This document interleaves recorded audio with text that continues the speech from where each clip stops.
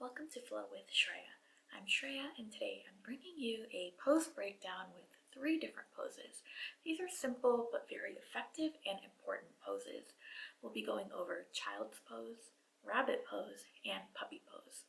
And while all 3 of these poses might seem really easy, there are definitely some things I want to share with you when it comes to getting the most out of them. So if you want to learn how to get in and out of these 3 poses, as well as some variations and tips, come flow with me. Child's pose is a very simple yet effective pose. I always say, when in doubt, when you don't know what to do, when you feel anxious and overwhelmed, just drop down and take a child's pose. It really does wonders to relieve stress and bring in some calmness and peace into your body. So let's start out with the most common variation of child's pose. Come onto your hands and knees. Bring your big toes together, let your knees go wide, and sink your hips back towards your heels.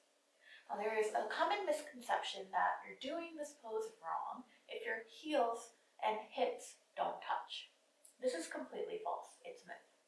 All of us have different anatomies and different body types and different ranges of movement and flexibility. So wherever your hips are, just energetically send them towards your heels, and that's good enough. Then extend your arms overhead and allow your forehead to lower towards your mat.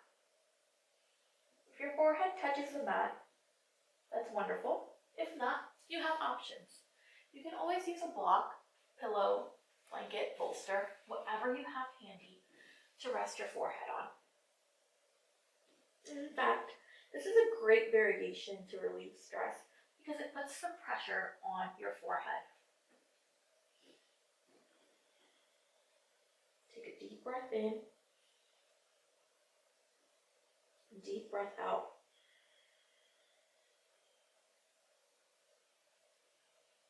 Simply staying in this space for 30 seconds can really make a difference.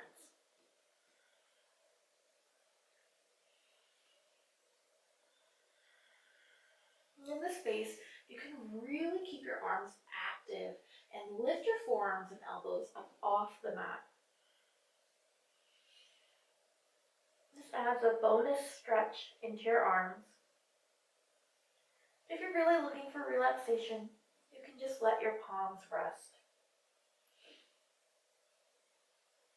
In fact, another variation you can take is to flip your palms up.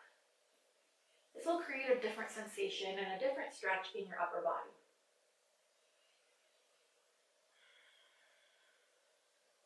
Flip your palms over, inhale and rise.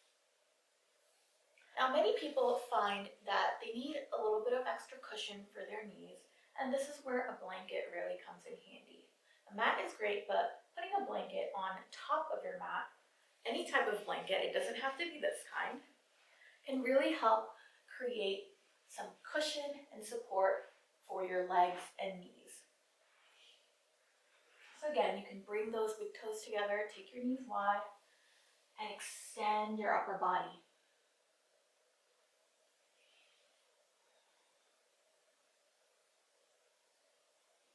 Breathe in and breathe out. Allow your entire body to relax and release. Energetically continue to send your hips towards your heels, even if they don't touch. Inhale and make your way back up. Another common issue that many people have, again, has to do with the knees, and that's feeling intense pressure in your knees when they're bent in this position. Now, if you feel that way, you can always take a towel or a blanket and roll it up and place it behind your knees. I think this might be a little too thick of a roll, but again, do what works for you. Take what you have and use it to your advantage to enhance the pose. So once you have it rolled up, place it behind your knees, in between your calf and your hamstring. This will really help support and relieve some pressure from that area. And again, sink back Allow your forehead to rest on your mat or on your block, bolster, or pillow. Allow your arms to relax and release.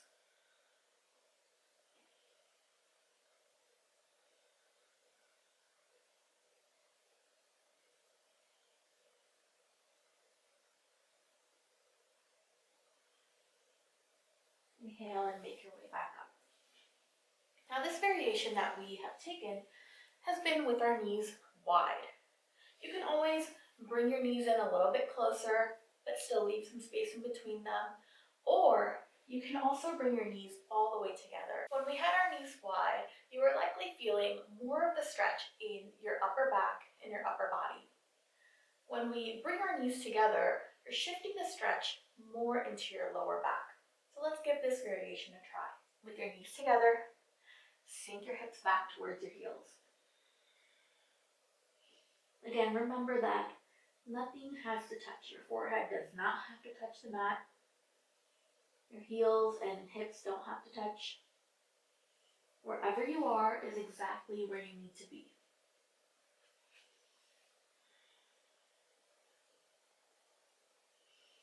Find some release and relaxation here in this space.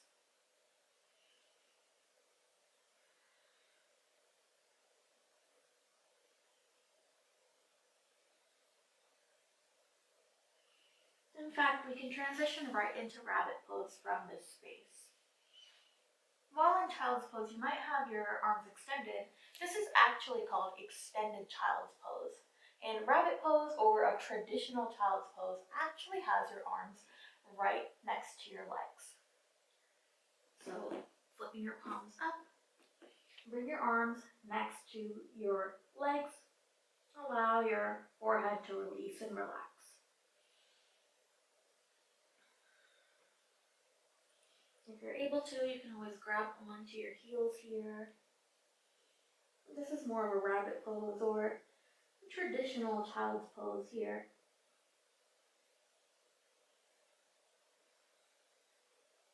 Again, you'll notice that the stretch has shifted a little bit more towards the lower back. You're finding your upper body more rounded here over your legs.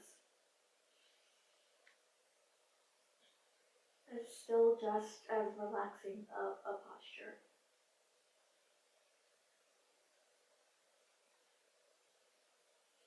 Release your palms underneath your shoulders and press up as you exhale.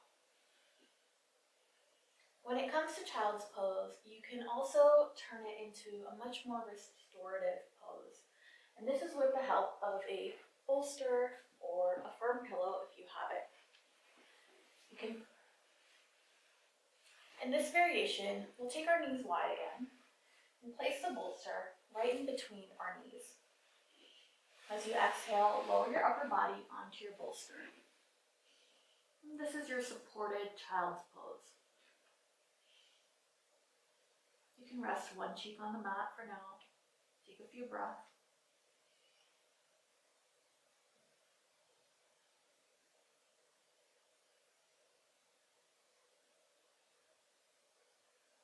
Turn your opposite cheek to the bolster. Release any tension in your jaw. Release any clenching of any muscles that you might be holding on to.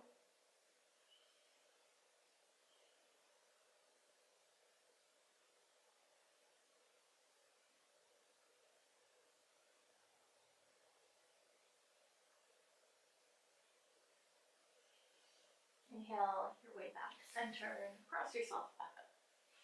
This supported child's pose is practiced in a restorative or even in a yin way for many people.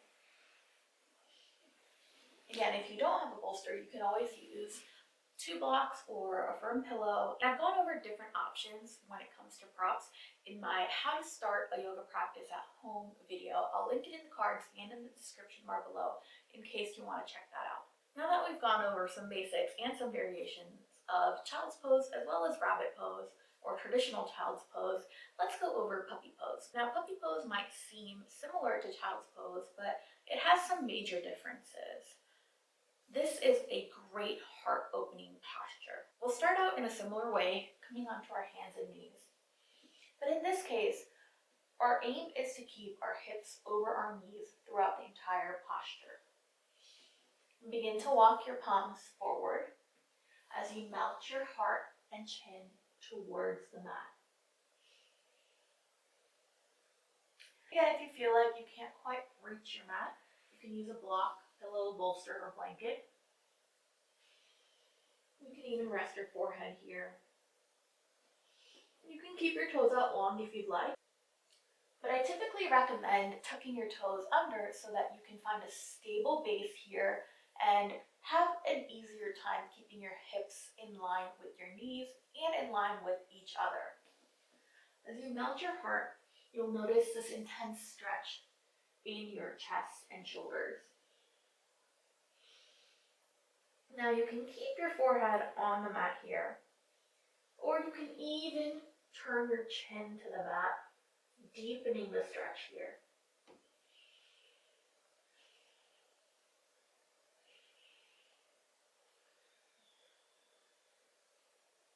Breathe in and out.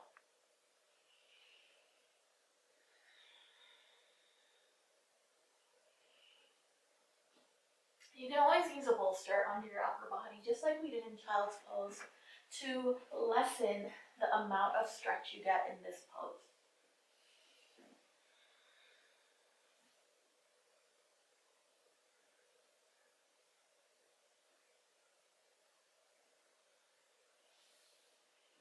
And you can also place the blanket underneath your knees if you need a little bit of extra cushion and support. And if you want to deepen the stretch, you can use a set of blocks underneath your palms to allow more space for your heart to melt towards the ground.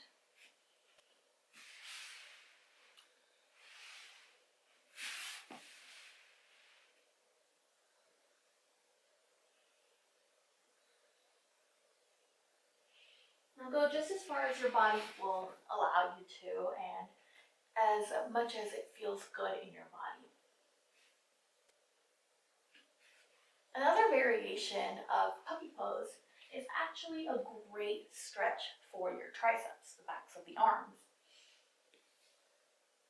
We'll go ahead and lower into puppy pose. Then bring your palms together at the top of your mat. Then gently bend the elbows, bringing your thumbs towards the back of your neck.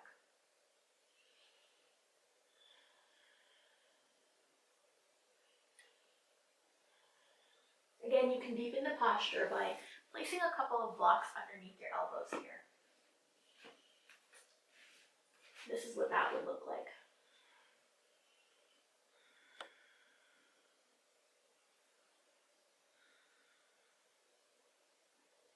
Wherever you are, breathe.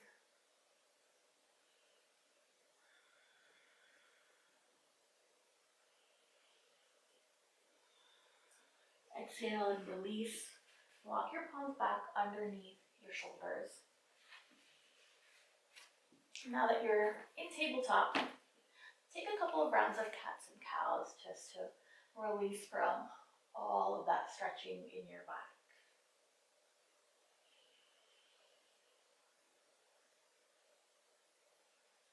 Follow your own breath, move at your own pace.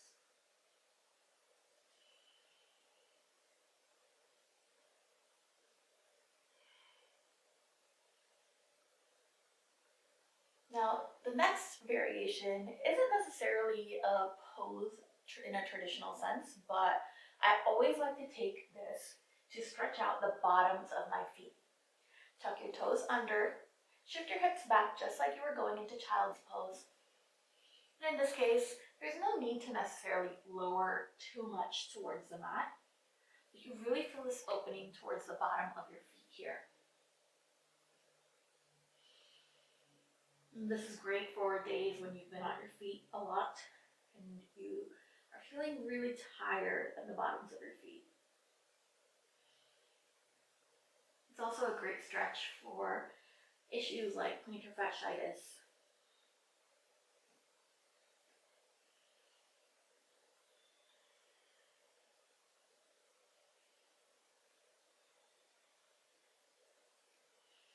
Now press yourself up and make your way into a seat.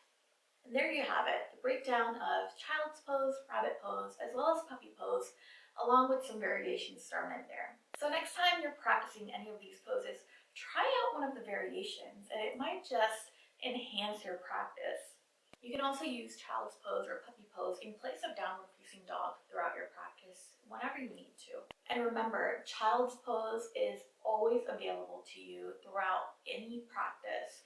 If you're feeling like you just can't keep up, if you're feeling like you just need to slow down, or even if you just need to take a break, you can always take a child's pose on your mat. In most yoga classes, when you're taking them in person, this is a symbol of, leave me alone, teacher. I just need to rest. All yoga teachers will respect that. I hope you learned something new from this video, and if you did, it would mean the world to me if you take a second to click the thumbs up button and subscribe to my channel. It always helps when you share this video with those you care about or on social media so that more people can find my videos. If you do share it on social media, don't forget to tag me at Flow with Shreya. Comment down below and let me know which pose you'd like me to break down next. I have an entire playlist full of pose breakdowns, so if you want to learn about more poses, check out this playlist right here. Thank you so much for joining me. Namaste.